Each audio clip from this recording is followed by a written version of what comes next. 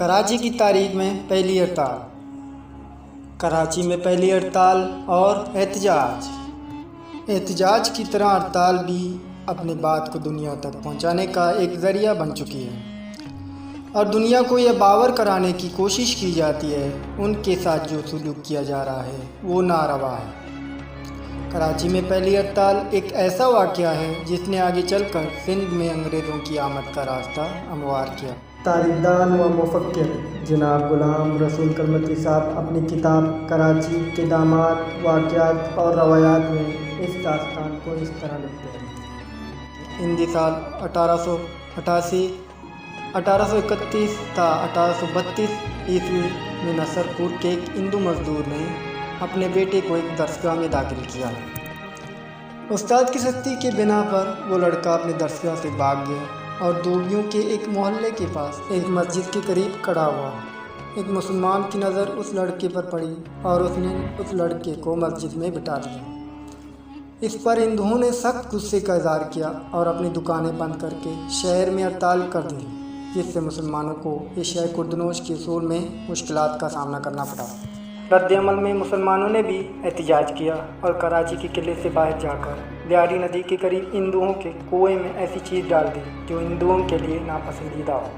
اس زمانے میں کراچی شہر ایک قلعے تک محدود تھا اور قلعے میں موجود لوگ پینے کا پانی لیاری ندی سے حاصل کرتے تھے۔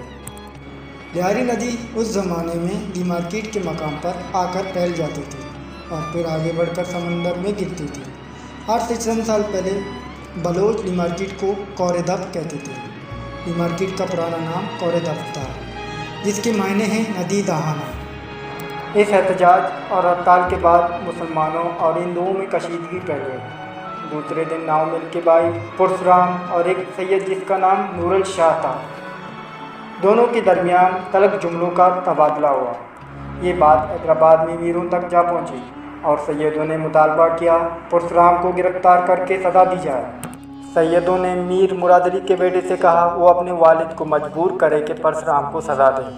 میروں نے جب پرشرام کو حیدرآباد طلب کیا تو پرشرام کراچی سے فرار ہو کر راجستھان چلے گئے۔ اس کے بعد میروں نے اس کے والد اوچند کو حیدرآباد طلب کیا۔